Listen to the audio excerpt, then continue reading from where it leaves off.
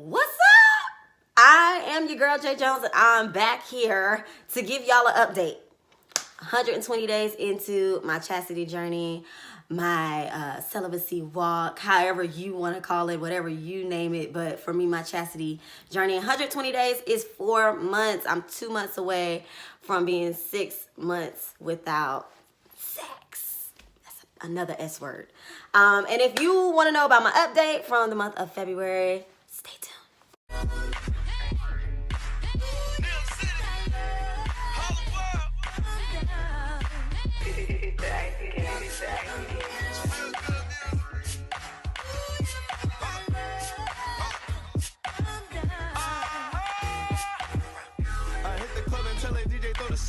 Fly fit, I'm Millie rockin' with a rollie on. Then a Dougie, I'm just doing that for Harlem World. It's the Pitos. Alright guys, welcome back to my channel. Once again, I'm your girl J Jones, and we're here to update y'all on my chastity journey. So far, 4 months in, 120 days. I do it by days, but 120 days in, guys, and it's been phenomenal. Just unfolding and peeling back layers of this situation, this shenanigans, okay? So during the month of February, I experienced some loneliness. Yeah, a little loneliness. And I wasn't expecting to feel that so quickly. And I don't even think it was like loneliness, because I have a dope circle. If you haven't seen my video with my 2 besties, you should go check it out. My girl Ashley and Sharnee appeared on my channel a couple of weeks back, and we did kind of a wine and wisdom type of thing. But we got more stuff coming our way with that. So anyways, go check that video out. It'll be in the description below. But I had my homies, I had my girlfriends, and I love them. We talk on a daily. I got my sisters, I got my family. You know, I got a great homegirl, sister friend, my daughter's best friend, Niche. We talk on a daily, we work out together. And so I wasn't lonely, like I didn't have people to talk to, but there were certain moments where I guess I wanted attention from people being men from my past. And it's so crazy because while I was kind of going through this situation or whatever, I thought of certain situations or things from my past, like memories that I have experienced with certain guys, great guys, bad guys, guys that weren't good for me, things like that. And why is it that we tend to reflect on the good memories, but we forget the bad memories, which is why your memories can't be trusted. Pastor Manning, my pastor from World Overcomers, another dope individual, the young adults pastor from World Overcomers, Pastor Manning, preached about memories not too long ago, and it was so crazy that he was preaching about this while I was experiencing this. And he came out of Numbers, and I can't remember exactly the scripture, but he's talking about how the slaves have been freed from Egypt, okay, and they're now in their wilderness, and how they're eating. God is supplying them with manna, which I don't exactly know what manna is, but God is feeding them. He's taking care of them. And they're complaining. They're wanting to be free, wanting to move into a different place, wanting to be in the present, still worried about things that were happening in the past. Like, one of their memories was that while they were in bondage, in slavery, they were eating good. They were eating vegetables and shrimp, salmon, and you know, like, it's a list that they're mentioning in the scripture about how they ate good. And then I'm sitting looking confused, like, I don't know no slaves that eat like that. Y'all know slaves that eat good like that? So how is it that they're remembering this as if they were feasting or whatnot, but forgetting that one, they were in bondage, one, they were slaves, they were whipped, they were probably eating leftovers that the king was giving them, like scraps, you know what I'm saying? So they forgot all of those things that were attached to their bondage or whatnot, now that they're in their presence and God is providing for them.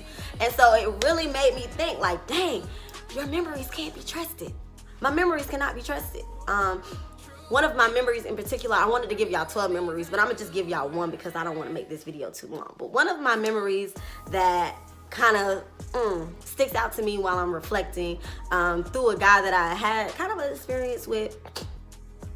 We've never been sexually active. That's one of the great things about this situation. We've never experienced sex together. Yes, he's still on the list. Anyways, we've had experiences together. That makes sense.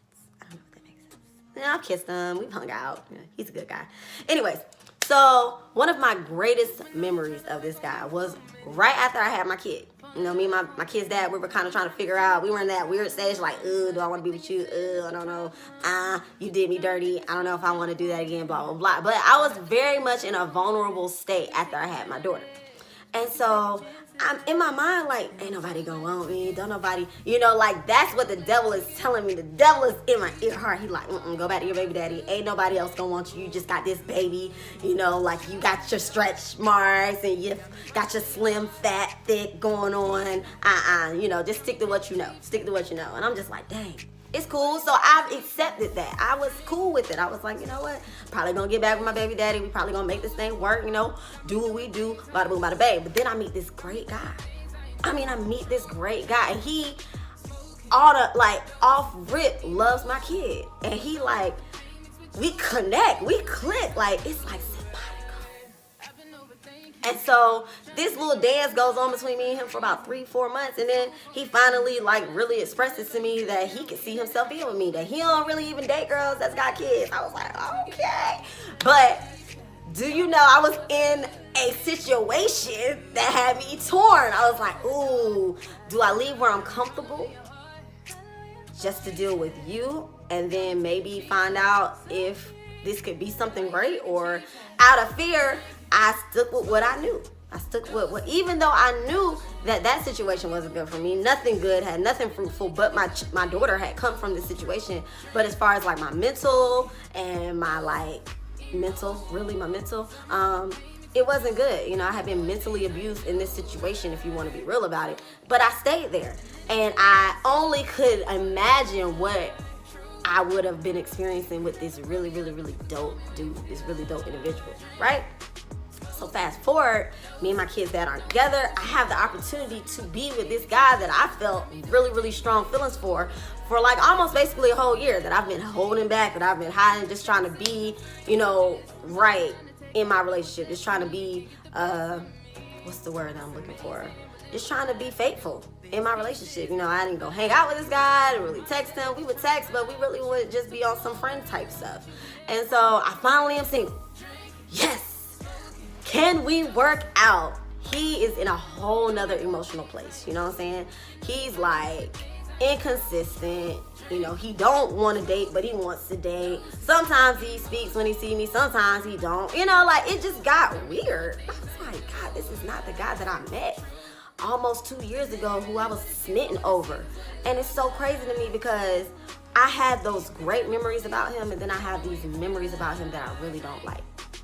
I have these memories about him where, like, is this really the guy that I would have been dating? Is this really the guy that he is? You know what I'm saying? So when someone shows you their true colors, take it.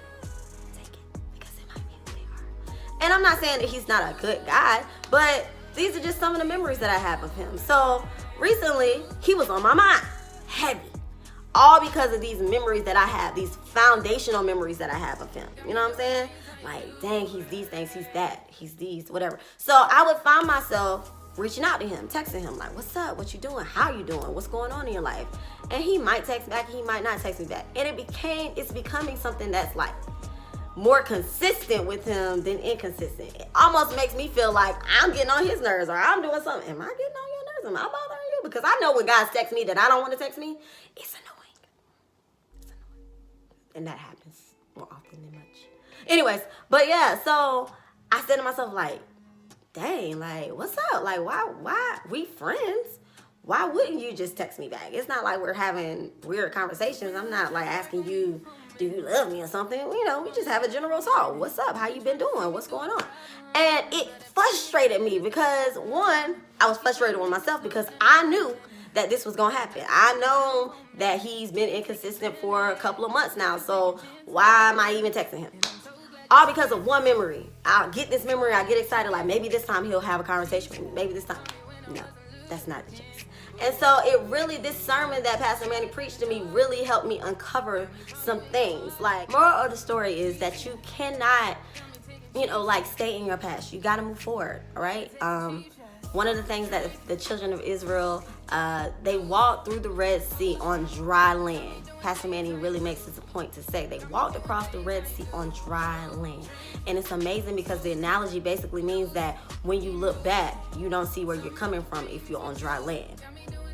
There was no mud, there was no foot tracks, it was dry land. So literally, if you're staying in your past or whatnot, where are you looking for in your future?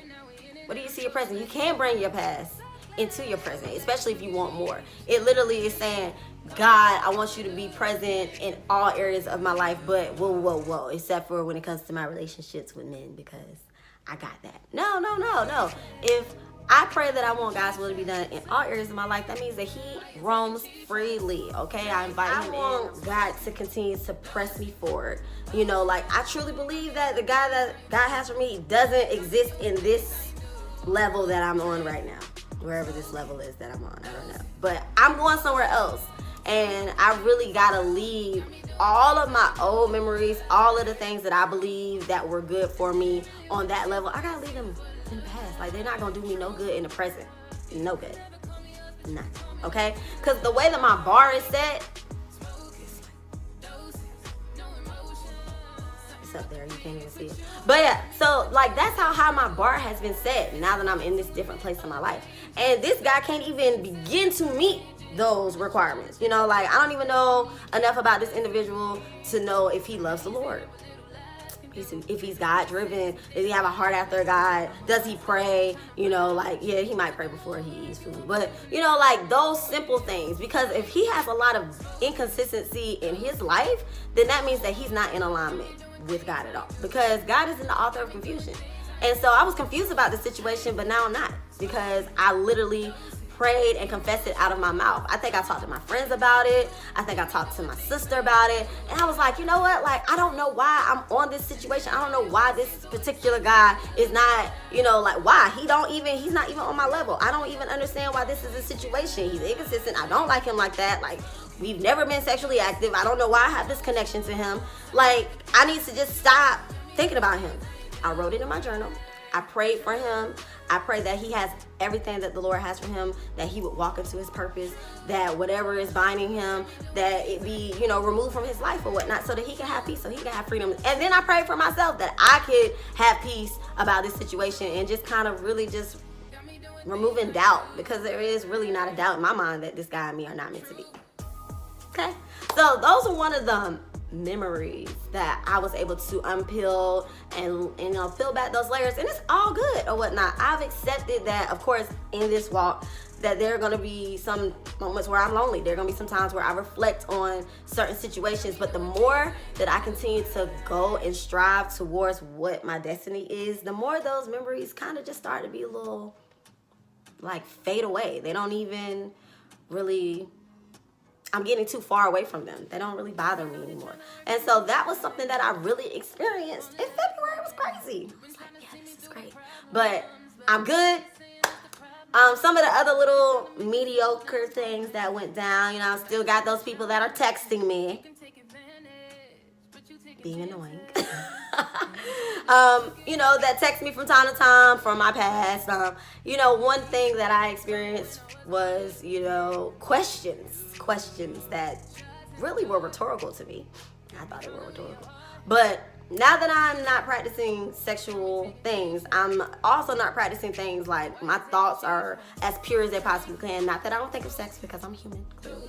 But my thoughts are more pure. I don't masturbate. I don't watch porn. I don't do any of those things, because I'm just one of those people who believe that if you're going to do something, you do it all the way, 100%. Ain't no half stepping, you know what I'm saying? So I had this one person text me or whatnot from my past, and you know, he wanted to know if there were other ways that he can make up things to me. And I was like, probably not. And he was like, dang, no oral sex, I assume. Nope, no oral sex. So those are some of the questions that I encountered. You know, like, clearly if I'm not having sex, then I'm not having that type of sex, which can lead into sex. So yeah, like, those were some of the things that I experienced in February. I launched J Juice, which is my business. I'm a juicer. If you've been following my page, then you know that I juice all types of fruits and vegetables, and that has been really taken off for me. It's been amazing so far. So by the summer, that probably will be one of a business. It will be business. It's not. It's gonna be down. So if you also follow me on my social media, JAAY Jones, follow my other page _JAE Juice _ at the end. Okay, so if no one knows me, my daughter is named after me. She's my junior, and my J Juice is named after her, Charlie J-A-E. My name is J-A-A-Y, her name is J-A-E. So J Juice, whole nother page, whole nother business or whatnot. I'm here about an inheritance, here about legacy. I got more videos coming to you on that, but really wanted to jump on here real quick and just kind of update y'all on what's been going down. Stay posted on my social media. I'm gonna be busy this year, okay? I mean, like, literally, I got something going on every single month for the rest of the year, it seems like. So there won't be really a lot of time for loneliness. There won't be really a lot of time to be sitting and meditating on, you know, like guys and things like that, because I'm consistently always doing something. I'm always moving. I'm always busy. You know, I keep myself doing something often. Some things I'm going to be participating in, women's retreat in my church. I'm going to Elevations in Charlotte. I'm in a wedding in April. I'm going to see Sarah Jakes in September, my birthday week, trying to go to Transformation Church as well in September. Me and my pod, me and my squad, my 3 P's in a pod, hint, we got some amazing things going on this year, and I cannot wait to share them with you. So stay tuned to my channel, man. If you love this video, like, share, and subscribe. And as always, kings and queens, wear your crown, don't wear your head down. And I'll see you soon. Smooches.